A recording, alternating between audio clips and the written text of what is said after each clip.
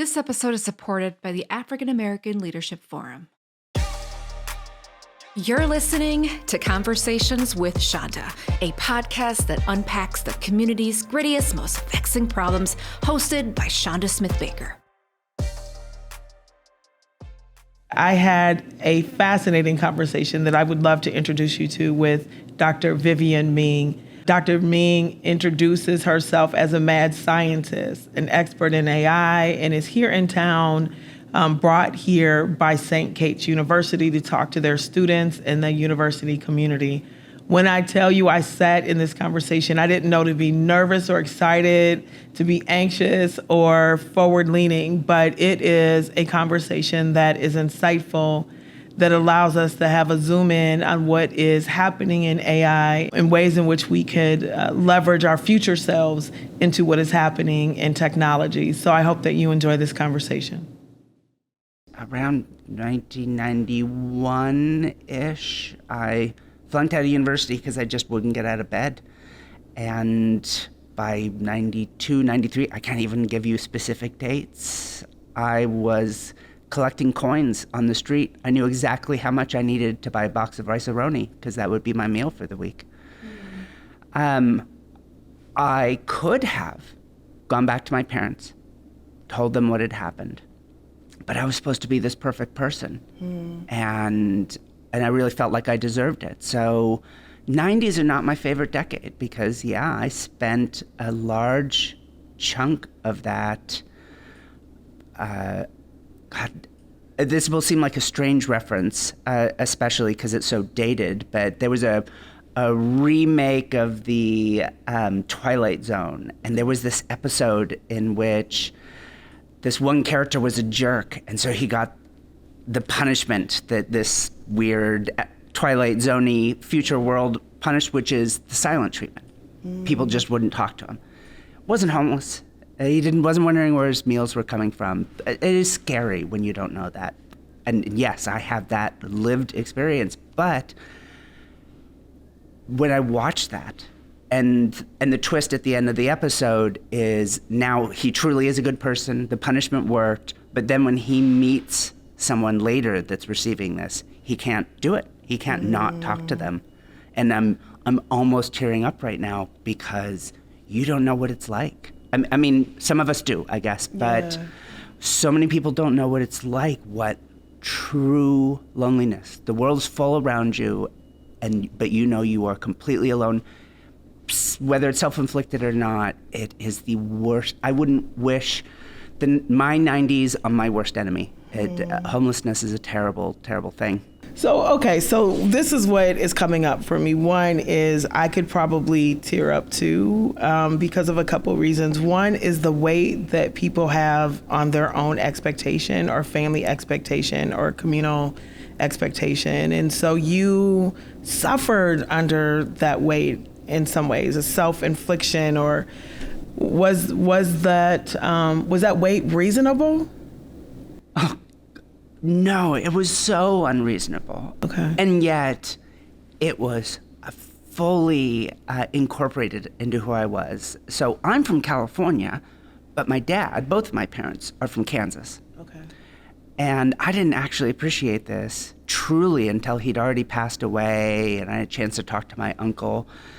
But, I mean, I knew my dad was from small town Kansas. I mean, Dorothy has never heard of where he's from. Okay. But what I didn't appreciate is my grandfather was a sharecropper. Like, they didn't even own the land that they were farming. They were desperately poor. And despite that, he was the smartest kid in all of Kansas. Graduated the top of his class after just 3 years of high school. Full scholarships everywhere, but he didn't go. Oh. He went to KU, solid school. I've strong familial ties, but I mean, he should have gone to MIT, he should have gone to Harvard. Instead, he tutored Wilt Chamberlain in chemistry, the famous chemist. It's probably why I did triple jump later, but little known fact about Wilt is he has the gold medal in the triple jump. Does he really? Yeah. But, it was really the Vietnam War, for all of its terribleness, that changed the trajectory of his life. So I grew up with this doctor for a father in coastal California, and I was supposed to win a Nobel Prize. I was supposed to be everything he could have been, but never became. I understand that. And I totally accepted it. But just to give you a sense, I mean, by the time I was in elementary school, I felt like I was failing. I wasn't winning Nobel Prizes. And if you're supposed to be the best in the world at something, what do you do with the reality that, you know, for one thing, no one's the best in the world at everything. Yeah. And even the people that are the best, it's such a fuzzy, vague thing. They still make mistakes. Yeah, so what about the kids or the parents and community around kids who see themselves as failing in school? Because we talk about winners and losers in that frame in schools all the time, right? Who's proficient, who's not proficient. And so we have a narrative around this. And so what would you advise the adults in those kids' lives? You know, one of the most fascinating things about this, and I've started 2 companies in education. A lot of my philanthropic work is in that space. And my wife, that's her scholarly life as a professor at Cal. And then for 15 years, running research for the San Francisco school system. Now she works for the Carnegie Foundation for the Advancement of Teaching. And interesting enough, you may not know this, but the Carnegie Foundation long ago came up with the idea of the 4-unit course.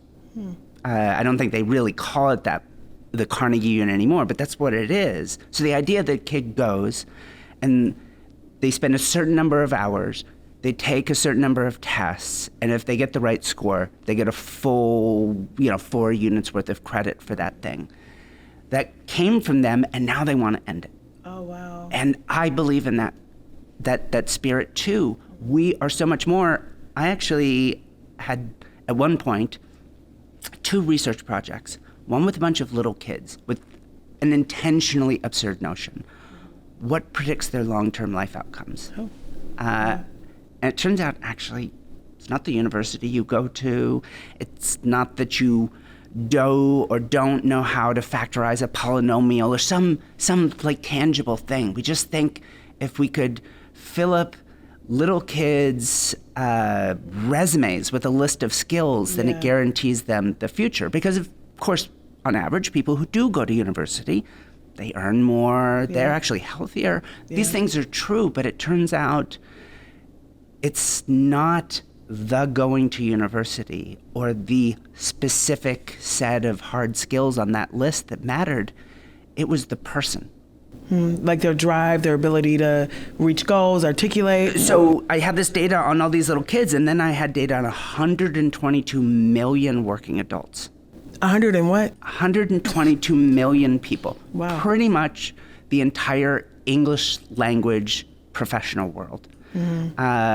This is when you play with artificial intelligence as applied to human beings, this is the kind of thing you get to do.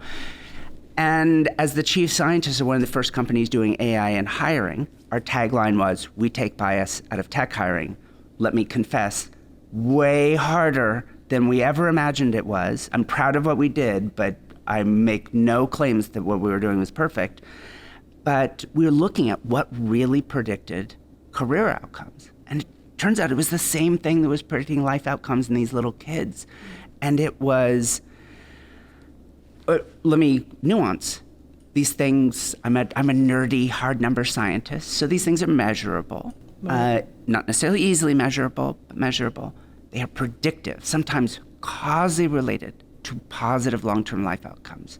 How long will you live? How many friends will you have? How much money will you make? I mean, we may not love that, but it's nice to know that you can provide. You look at all of these different things, including not just how long you live, but the quality of that life. And it turns out, again, the skills on your resume didn't predict very much. Once I know other things about you, the university you attended didn't predict very much. Once I know other things about you, journalists and engineers actually earn pretty much the same amount of money. So what are those things? Well, it's things like resilience and perspective taking, analogical reasoning skills, some low-level cognitive qualities, numeracy, literacy, working memory span. That last one is causally related to all sorts of positive life outcomes. And the worst Worst in the sense of what it said about us. The worst paper I ever read was about how early childhood household stress causally reduced children's working memory span. And then there was a companion paper. Parents with reduced working memory span had a harder time managing their households, leading to higher stress households, leading to a next generation of kids going through that. This is not to say that anyone there is a bad person. Mm-hmm. Just we know how to create environments for kids, every kid. My philosophy is every kid is amazing. They're amazing from the moment they entered this world. Right. Yeah. But the vast majority of them will never get the chance to fully become the person they could have been. And the thing we do as human beings is try to help everyone else have that same opportunity. Mm-hmm. And so for me, when we look at these findings, resilience and working memory and a sense of purpose in life meaningfulness is a huge predictor of outcomes. We're so obsessed with whether kids get a certain score on a math test, when in reality, we want to build kids that love learning and go out and explore, and it's these qualities that do it. The high scores are like the symptoms of a disease you want your kids to catch, but they're not the actual condition. Right, and what we're doing is creating a toxic stress. Well, I will say for myself, and so for so many kids, and it's not just here in the States, I've had whole countries, it's crazy. I mean, truly, when you were homeless and you wondered where your next meal was coming from, and then later in your life, countries come to you for advice on things. That's insane. But I once, for example, had the education minister of Kenya say, listen, we do everything the World Bank tells us to do. Our standardized test scores go up year after year, and still no one is hiring our citizens. So what should we actually be doing? And it's interesting, East Africa and India, way more than the United States, are test obsessed, get high scores on tests no matter what. And I think it's seen as kind of replicating some of what was built in the States and in Europe. And in reality, for me, again, it's a kind of a poor proxy. One of my favorite findings in my own research, we built an AI that listened to students talk to one another. And so these were university students chatting away, but we actually built a version that literally with microphones listened in a kindergarten to little kids talk to each other, which it was migrant kids in border Texas, so they're speaking English and Spanglish and Spanish in little 5-year-old voices. It was so hard. But what we did, instead of grades or anything, we sent little text messages home. Hey, Dad, Maria's really interested in seahorses right now. Take 5 minutes and talk to her about seahorses. That was it. And in the case with those university students, we looked at their online discussions with one another. And there was this particular university, a large one, where they were given a little prompt question, a couple of questions every week, and they just had to talk about it. There was no right or wrong answer. They just had to participate. And this amazing thing emerged out of our AIs looking at their language. The students that said everything 100% correctly, our machine learning, our artificial intelligence said they're probably going to get a B. And there was this other population of students that would occasionally get things wrong. On balance, they were right, but they occasionally say wrong things. Our algorithms would say, these people definitely get A's. And we were wondering what's driving this weird, the students that were 100% correct were getting predicted accurately that they would underperform. And when we actually looked at what was being said, the students that occasionally said that something wrong, they were exploring. Yeah. They were going out, they were taking an idea they were introduced to and trying it in a new space. And they weren't always getting it right. What was amazing about it is the students that were always saying the right things were kind of parroting the textbook and parroting the lectures. But if you recall what I said just a minute ago, they get equal credit for being right or wrong. They just had to participate. So even when there was no penalty for being wrong, the majority of students essentially, here's my take on it, hid their misunderstandings, not just from their professor, but from themselves, and weren't willing to make mistakes.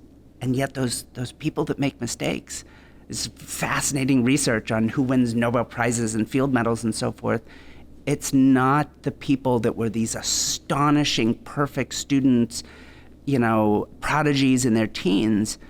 It was the people that had a curiosity. They were brilliant when they were young, but they were never perfect. Right. And when we put a pressure on a student at any age, and even a pressure we didn't know we were doing.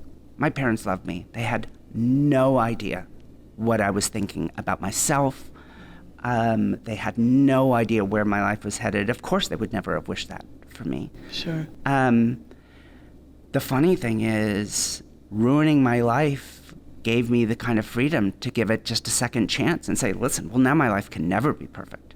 So can we talk about this? Because I'm trying to figure out how you went from on the streets to the Vivienne that I see now. And I watched your TED Talk.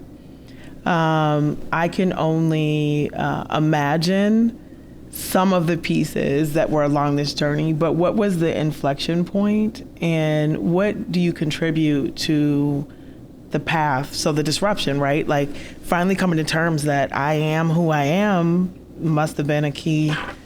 There was a moment, a real dark inflection point, the nadir of the whole story. My life starts out amazing. I have all this opportunity. I spend it, it's all going away. And then in my 20s, in the 90s, there's like no future. By the time we hit 95, I somewhere had gotten a calendar and I was literally crossing off the days. And because it's America, I had a gun. And so there's a night, probably fall of 95, where I spent the whole night trying to think of reasons to be alive. And I came up with one, but not one, I don't know how it would resonate with other people. I mean, on the surface, it was something my father always said to me, which was live a life of substance. And I thought, I've been trying to do that. I've been trying to be this amazing person, and none of that worked. I let them down, I let me down, I let everyone down. But maybe, what if that's okay? And this will sound bleak, but it isn't the end of the story. Maybe I'm never going to be happy. But does that have to define my life?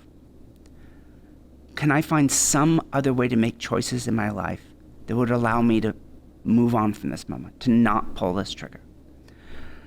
What if it's not about me?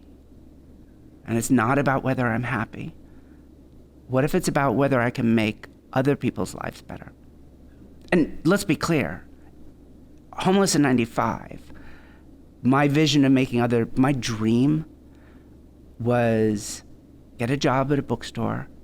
If you don't know what a bookstore is, because it's 1,000 years in the future, right. We can talk through that, but get a job in a bookstore, be able to pay my own rent, confess to my parents everything, and just accept I'm not the person I was meant to be, and I get to read science fiction and fantasy books for the rest of my life. And interesting enough, when I accepted that, and the next thing I did was I went and confessed to my mom and then my father where I was and what was going on, and that I need to completely start over again. Obviously, but not obviously for everybody. Obviously, they loved me and they hugged me and they took me back in, and they have always been amazing, if imperfect, because we all are. And those little dreams I had over the next 5 years of crawling out of that hole actually took me back to the same university I flunked out of. I worked at an abalone farm in Santa Cruz, California, which it's a giant snail. Oh, okay. I'm like, what is that? And we don't eat them anymore in the States because they're almost all gone, but they still eat them live, sushi in Japan. Should we ship these live to Japan, FedEx them overnight? The short story here is it gave me the money to go back to school. And here's where I truly can't tell you, because this is the moment where my life completely changes. I decided I'm going to do my degree in a single year because I was ready to go on and do something else. And I didn't expect to be hugely successful, but I was going to get through this and have a meaningful life. But you had credits already, yes? I had accumulated some credits, Okay. nothing towards a degree. Okay. And so I worked out which degrees could I finish in a single year. It was math, economics, and neuroscience. And I thought, math, what am I ever going to do with that, not knowing where my life would take me? So I literally flipped a coin between economics and neuroscience. It literally came up heads.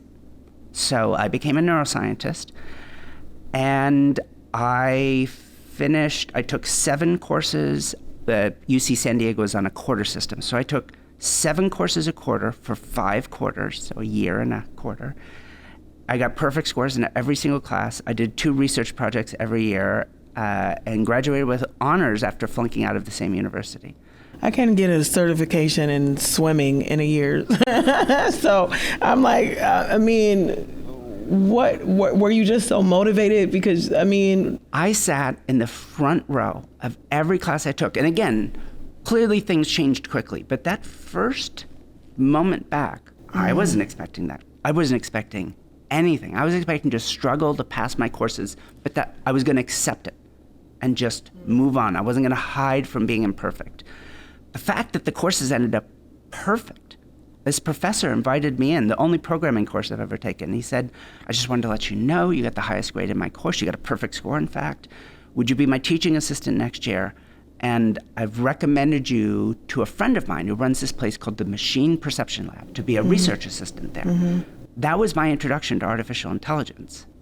I left that meeting, which was on some level like the best thing I'd ever achieved, certainly academically in my entire life, feeling terrible because I didn't win a Nobel Prize in my introduction to programming course. But the difference was I wasn't going to let that stop me.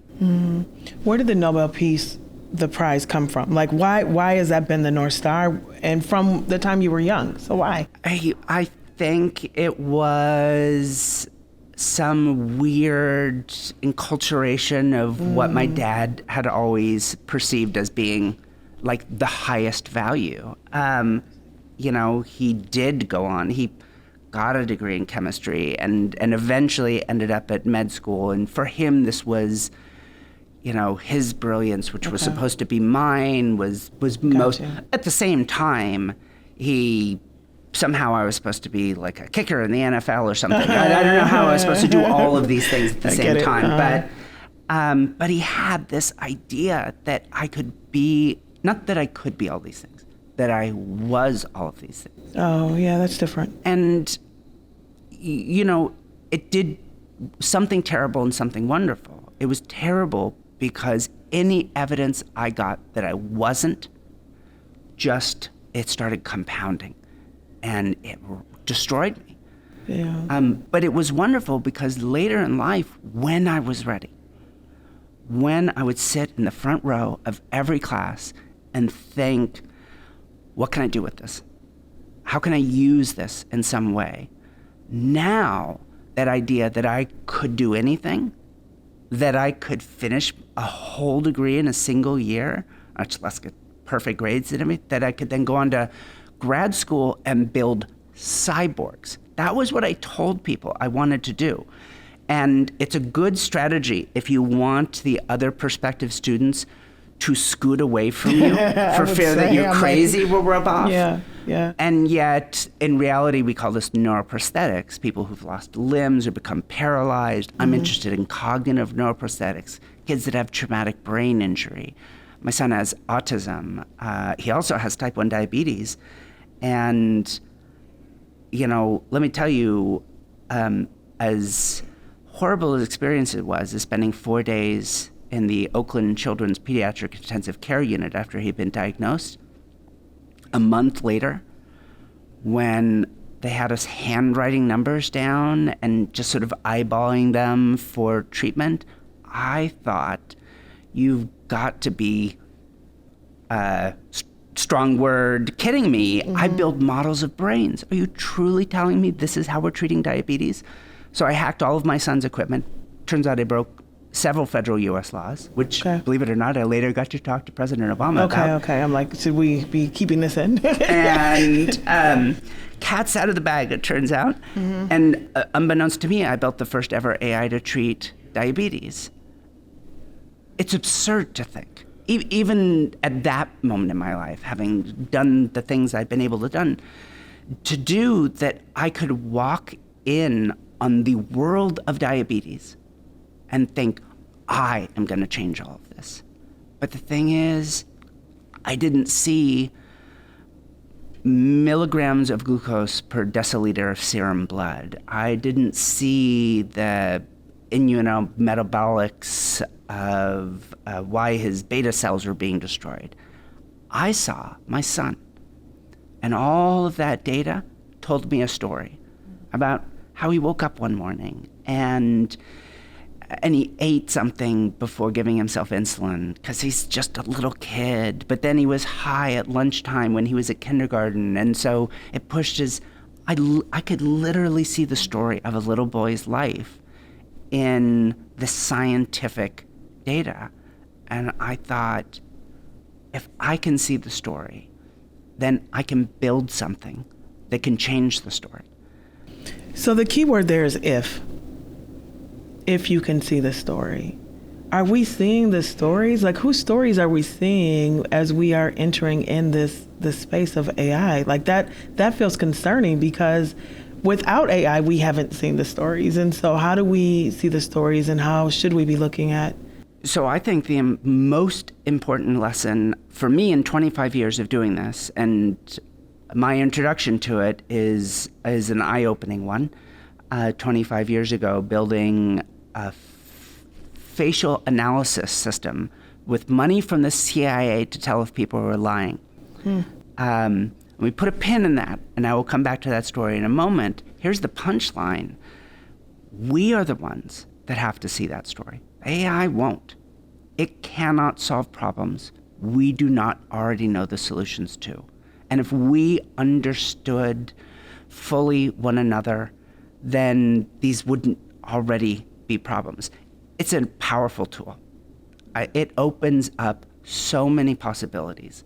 But if you think, surely not you, but if some people think that somehow AI is magically going to fix, for example, bias in hiring, or create fully equitable education opportunities for everyone, or pick any long-running societal ill, it doesn't magically go away because of artificial intelligence. It goes away because we human beings take the time to understand a problem, its messy complexity, and then we can use this tool or others to try and make a difference. And that was a hard learned lesson for me, and one of it was the facial recognition. First demo I ever saw of a real-time facial recognition system. This surely will not come as a shock to a lot of people listening to this, because it was 1999.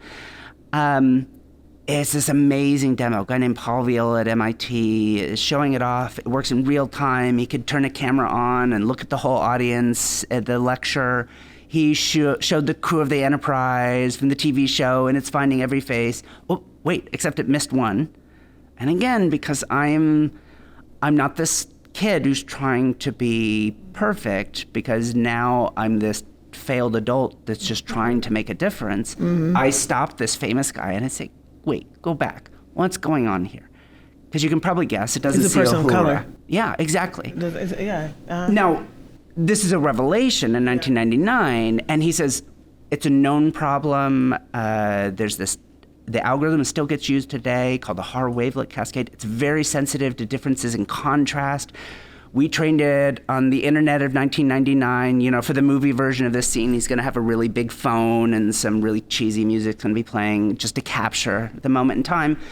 And the internet's overwhelmingly, white. We're going to fix this. We know that this is a problem. We're going to fix it.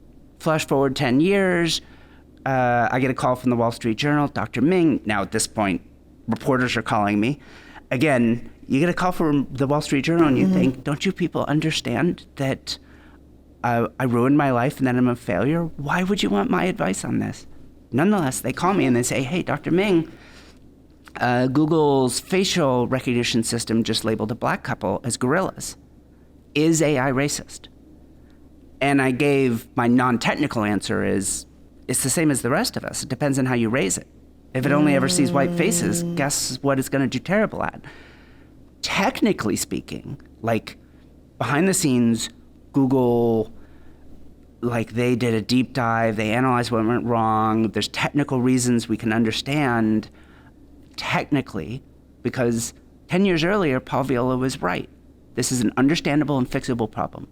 10 years later, it still hasn't been fixed, but it's understandable and it's fixable. But then we flash forward to 2020, and a team at MIT publishes analysis showing that essentially every major black sports athlete in Boston gets mistaken for a wanted felon using now not experimental stuff, but stuff that's being used by the police. By the police. And it's still true. This is technically fixable. It is still true that we could make a change. And yet it took 20 years for people to truly take this seriously. And there's a company out there called HireVue that was still doing facial analysis for people to get jobs. And they were being used by large companies. And I'm here to tell you, both as someone that built models to decide who gets jobs and did facial analysis, there's no basis for any of that. And it was going on up until 2021, in which they essentially got forced to stop.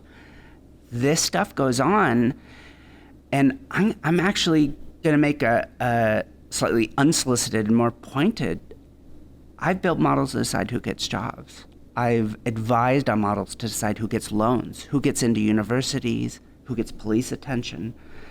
Our modern notion of civil rights is just not compatible with artificial intelligence as it's done today.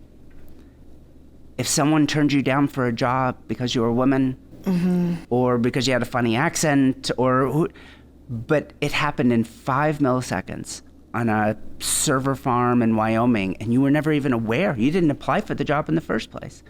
How would you know that your civil rights were violated? Where's your cause of action?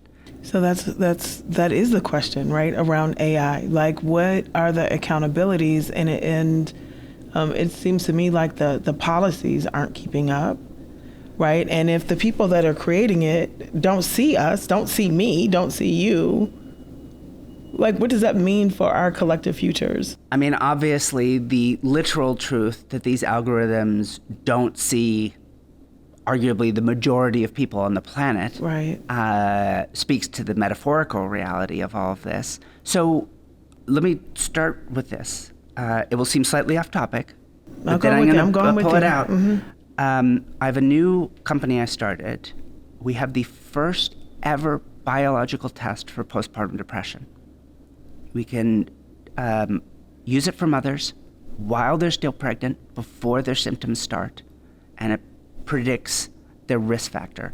And we just finished a massive analysis, which we're about to replicate again. And you did that research on women? And we did this. But we've broken it down by race and socioeconomic status, and it replicates across all of our groups. We're feeling great, but we're talking about data coming out of women's bodies in America in 2024. So we have this test, and my company is working with groups, a very famous one right here in Minnesota, so we'll keep our fingers crossed there, working with groups to bring this out and make it available, ideally, of course, to every mother. The reality of the medical care system is we have to take more ownership of that. So I've started a second organization, an independent nonprofit called the Human Trust.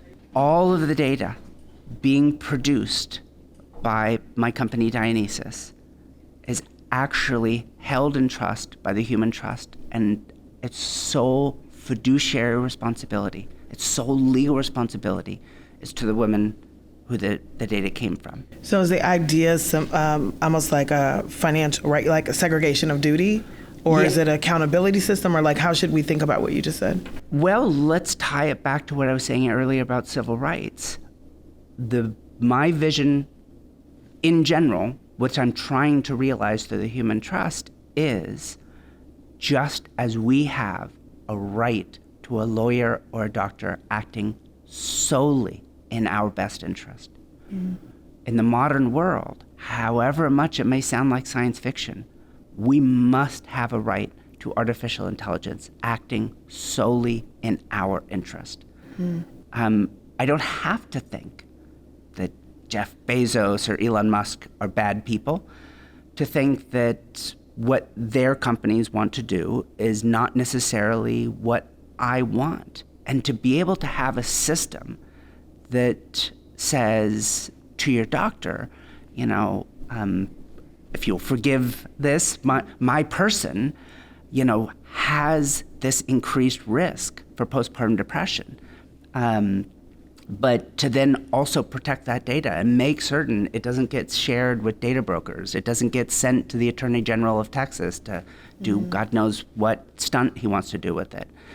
That we need a system in which we can trust that these systems are truly, as much as we can, acting on our behalf, that they have a legal responsibility to do so. And right now, it's really, and I say this as someone who's done a lot of collaborative research with Google, we simply have a relationship where we're hoping that health analysis done by the deep brain subsidiary of Google, I have a choice.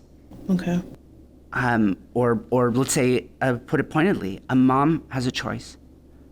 Do I want to take this test to know my risk for a life-threatening disease? Mm-hmm. Postpartum depression is the most common complication of pregnancy, and it has incredible consequences for families. Do I want to take this test, or do I want to protect my privacy? Because I don't get to have both at the same time. Either I take the test and I know my risk, and I don't know who finds out as a result because I have no control over that data, or I protect my data, my privacy, but now I don't know my risk. Right. And I'm trying to create a world in which you don't have to make that choice, that the test is run purely for you, and the results are only shared with you and by your choice with your doctor, and is never shared with anyone else. Yeah. What I think I'm trying to reconcile in my head is there is so much data that has been collected on me already that I don't even know what's been collected, right? So how do you, and this is a situation where there might be an obvious choice, where there's a piece of paper that says, do you choose this or do you choose that, right? In the way that you're framing it out. But I'm sort of in a place where I'm being tracked everywhere. I'm probably being watched everywhere. If you want to find my route, you could probably find it on some system in the sky, right? You probably know all of the things that I've done. I mean, there's just a data footprint everywhere about me and my family. And so if you're not even aware of what was happening, but I still feel like it is evasive, right? It's invading. It is incredibly invasive. All of this that gets provided to you, not just for free. I mean, I think people might be shocked to know how much, for example, their cell phone carrier knows about them. Oh, I'm walking to the store and pretty soon I'm getting ads. I'm like, what, is this a thing? And that's a service you're paying for. So you might think, part of what I'm paying for is surely not that you're selling this information to other organizations or using it yourself for your own purposes. But of course, that's exactly what's taking place. And I will say, interestingly enough, starting both a for-profit medical technology company and a nonprofit whose sole goal is to protect the data generated by that first company, all of the rules and regulations are set up to make it easy to sell data. None of them are arranged to make it easy to protect it. That's a fundamental problem. We think of the regulations being put in place as some effort to protect us. And in the most extreme cases, they are. But the reality is they're really meant to facilitate the commerce of data in a way which isn't too grotesque. And honestly, I can imagine the next few years of my life, a large portion of it being spent in Washington, D.C., talking with people about why is it harder for me to build a nonprofit to protect people's data than to build a for-profit to sell people's data. This is insane. It's not how it should be, but it is how it is right now. And that's why I'm saying quite genuinely, we need to take this as seriously as we take the rest of our civil rights, because there are no civil rights in a world in which this data gets sold out from under us without our interest.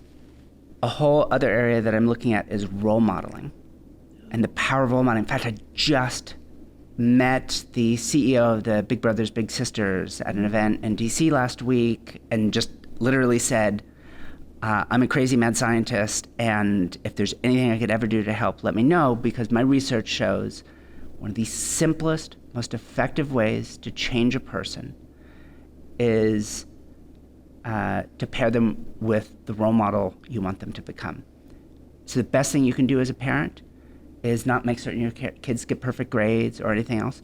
Be the person you want your kids to be. Yeah, that makes a lot of sense, because there's so many kids that either have exposure or limited exposure that end up going down the same path. So if your family are teachers, you become a lot more likely to be a teacher. And that's a huge thing. There's this amazing paper, a phenomenon we've known for 100 years, low socioeconomic status kids, but high academic performers. Do they go to university like their academic peers, or do they stay home like their socioeconomic peers? Well, overwhelmingly, they stay home, maybe go to local school or something like that. And, as I'm reading, and so for 100 years, it's been wild speculation. Black and white families are culturally different. A Hispanic family, you need to stay home and support the family. Turns out about 15 years ago, someone did what just seems like the most obvious study. Instead of apples and oranges, pick one group of kids, and some of them do take that scholarship and go to Harvard or wherever. What's different between them and the kids that don't? And it turns out nothing. Nothing's culturally different, nothing's economically different. So why did one group go and the other didn't? Essentially, only one factor predicts it. Someone from their neighborhood went before them. And that can take it can be literally just a near peer. It can be Vivienne, I was working at this organization, and we had a corporate group come in with a group of Latino students, and the guy said he went to Harvard, a black guy. And one of the Latino students said to him, I have a question. I didn't know that people of color went to Harvard. And he said, yes, I did, along with President Obama. And he's like, oh, he did? Now I want to go to Harvard. I didn't know that was possible. Basically, now where the kid ends up, I don't know, but it was clearer to me, because I think we know this, but those exposure points are not just about introducing a career, it is about introducing the possibility of someone that looks like them, that they can touch, feel, see, and aspire to be, that is a driver. And I think it sometimes gets maybe misinterpreted as almost like just a marketing campaign. They just didn't know. But you actually go talk to these brilliant kids. Yeah, I know. I think I could have gone to MIT. I think I could have been successful. What's the point? I'm just going to end up back in the neighborhood. And I realized, well, that was the whole thing for my dad. Oh. What's the point? You're just going to end up back on the farm. So he stayed in Kansas and he didn't go. And to realize the difference between the idea that something could happen. There is a person like Barack Obama in the world. And, my second cousin, who lives 3 houses down, went to Harvard and is a doctor now. Like that, we talk about subjective utility. The difference between what you sort of intellectually understand might be true about the world and what you have lived. And those lived stories are transformative. And it's not just about race or just about school. we see it across a huge swath of how people make choices in the world. So when I think about AI, I think about ChatGPT, which clearly I've been very limited. Like, I know it's more than that, but for the folks that are listening that really want to understand what AI is, like, what would be your cryptos on that? Yeah, let's skip the math because frankly, it changes every couple of months anyways. Artificial intelligence, for any practical purpose, think of any expert level human judgment. How fast should this car be going as it makes a left turn on a rainy night? This resume, should I send it to a human being to review for possibly getting a job? Are there any flaws in this legal contract? What's the code that's going to write a program? These are things people historically have gotten paid a fair amount of money to do well. And now we live in a world where artificial computer programs can make these judgments faster and cheaper, and in many cases, better than a person can make it. So you mentioned GPT. The most current advanced version is GPT-4. It can pass every medical board exam of every state in the United States. It can pass every bar exam of every state in the United States. It can get a 5 on almost every one of the GRE graduate entrance exams. But here's the thing. These are called large language models. So there's GPT, Google has something called Gemini, there's a variety of them. And here's my take. People could disagree, but the nice thing about being me is I'm always right. And always right, never perfect. Yeah. Like So these models know everything. They have been literally trained on the entirety of the English language corpus, everything they could get off of all of our conversations online, whether you knew your stuff, all the books ever written, recordings from phone calls and voicemails, all of this information. So we could feel complex things about that, absolutely. But this is what they're trained on, which is almost everything. And so it's all in there. These models know everything, but they understand nothing. All they are is the world's most complicated autocomplete. If you're writing a text message on your phone and it's suggesting a next word, it's 1 million times bigger. I mean, literally, it's maybe 1 trillion times bigger in the case of GPT, but that's all it's trying to do is predict the next word. It doesn't really know what it's saying, but it reproduces this amazing, rich insight, and that's powerful. I can go on, I use Gemini a lot, the Google version, and I can go on there and say, tell me every major media conference happening in Los Angeles in May. Tell me about the epigenetics of mental health, like I'm a graduate student, and do it in verse. Tell me, so you can ask it incredibly sophisticated questions. And it's true, sometimes, as your audience may have heard, it occasionally sort of makes things up. So if you ask it for an extremely precise, tell me a science paper about how epigenetics affects mental health, it will simply dream up the name of some paper and tell it to you. It'll look like a very realistic paper. But again, all it's trying to produce is the next right word. It doesn't truly know about papers. But if you asked it more generally, tell me about epigenetics, tell me about mental health, it gives you a rich, correct answer. And what I actually use it for is, as I'm writing things, I hate writing, but I love having had written. So I, as I'm writing things and I'm trying to take complex scientific ideas, make them approachable to people, I will say, you are a scientific rival of mine who's skeptical of these theories. Read the next following paragraphs and tell me which parts you would find objectionable and why. And then I essentially get to, it's like I have an editor, but I can make that editor anybody. Now imagine you're an average high school grad who's reading these paragraphs, and you're, you have a history of mental illness in your family, so this is of interest to you, but you don't have, what is your takeaway? And it will give me these insights. Interestingly, we talk so much about AI in terms of ability to improve our productivity, speed everything up, which I think is just the wrong way of thinking about this. Right.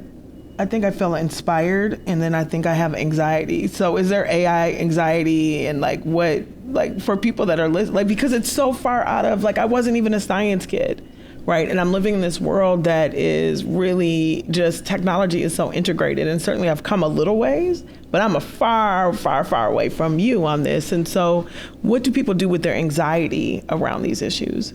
Here's what I want to advance. And it's a little self-serving because I am writing a book on this called How to Robot-Proof Yourself.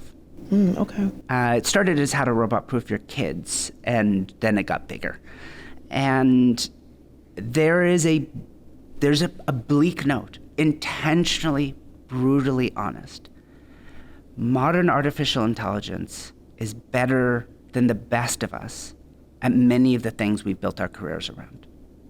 A recent analysis found that an AI that just GPT, analyzing contracts, can outperform the average lawyer in finding flaws in the contract, but it takes 5 seconds, whereas the lawyer takes hours. And so in this paper, they worked out the actual cost difference.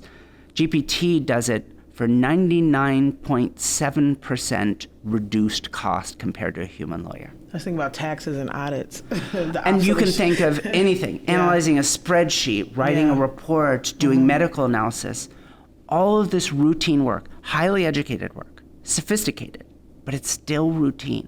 You think you have this fancy education so your job is protected, but if your labor is routine, however sophisticated it is, I hate to break it to you, but jerks like me are building machines to do it better than you can, and vastly cheaper. So there's going to be roles that are obsolete, or can we ever get to a 20-hour work week? But here's what I see as the amazing, it's not just a silver lining. I want to believe that this is so much more than that. What can't they do? Right, that's where I'm driving to. Is they cannot explore the unknown. You think earlier we were talking about those students, those few students that didn't just give the safe right answer. They explored even when they were wrong. By the very nature, AI is trained on history. That's one of the reasons why AI often is so biased. Are we shocked that something trained on the American literary canon has a bias against Black people? Are we shocked that it doesn't want to give loans to people that live in the wrong part of town? It's just replicating everything that it was trained on. So that's one thing for us to take really seriously, but also it means it doesn't know the world that's tomorrow, or even just a second into the future. So here's the amazing thing. As AI does genuinely eat up all of that routine labor, even that fancy, highly educated stuff we used to do, what gets left behind is the unknown. What gets left behind is our unique ability to be creative. That's the value add here. And that's what excites me. I mean, I wouldn't have spent 25 years building this stuff if I thought it was all doom and gloom. My career is based around this idea, a crazy idea. Can this mom with no background in endocrinology whatsoever, for the first time ever, create something that can treat her son's diabetes in real time? Mm-hmm. For the folks listening that are hearing the advancements, right? So how does one stay ahead and be thinking about the future, right? Like, we know that things are moving so quickly. So what advice would you give so that we don't send people out thinking, oh my God, my job is going away, but their jobs may be going away. And so if there are career paths or things to think about, what would you advise? If your job is doing what other people tell you to do, that job's probably going away, or more accurately, it's going to be deprofessionalized. Think hard. If someone with less education than you, getting a smaller paycheck, but with AI helping them, probably could do what you're doing right now. If that's the case, now, don't wait. Now is the time to start making a change. What is your unique value add? What is the thing that only you could bring to that work? Because that is the one thing AI cannot replicate.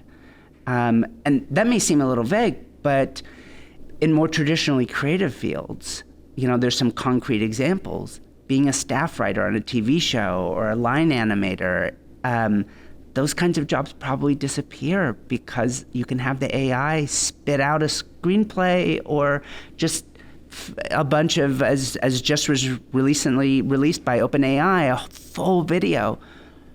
But if you're the person whose vision is being realized, this was my idea for a screenplay, this was my idea for animation, or in my case, mathematicians haven't been solving equations for decades. We have programs that do it for us. We're the ones that think, I wonder what I could do with this equation. What would be possible if I changed this and redid this? In science, the number of possible hypotheses are infinite, literally. Our core job is to figure out the story that explains it all. And that's still not something AI can do. So what we need to do is, for ourselves today, think about that transformed job in which it is your unique voice that is needed. That's the job that will still be there tomorrow. But even more importantly to me, we need to stop raising kids to be a list of skills on a resume. We need to stop imagining that people are nothing but a bunch of labor demand skills in a labor market. We need to think of kids as fully human. How do we build in them courage? How do we build in them resilience? How do we build in them a sensibility to understand other people? All of these things are doable. I've got 20 years of research showing that, hard as it is, these are all changeable, learnable qualities that people can adapt.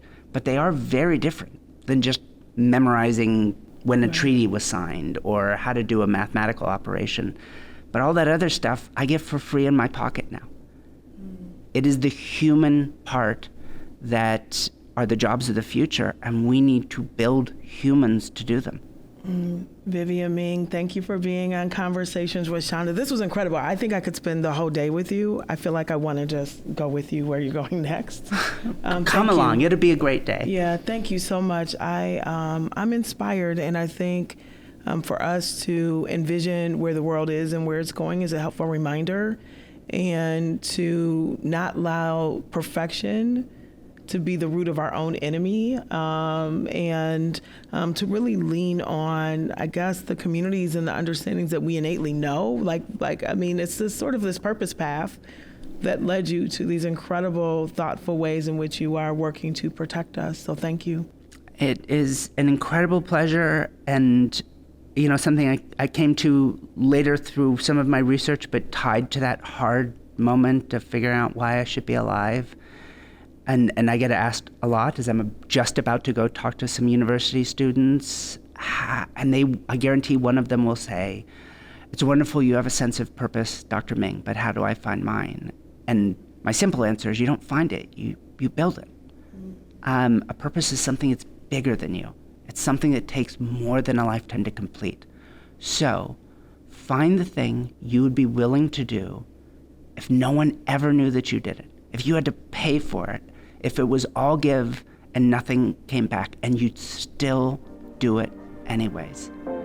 And then keep that a secret and make people pay you through the nose to get it done. I love that. To explore more insightful conversations and stay updated on Chanda Smith Baker's work, visit smithbaker.co. That's smithbaker.co.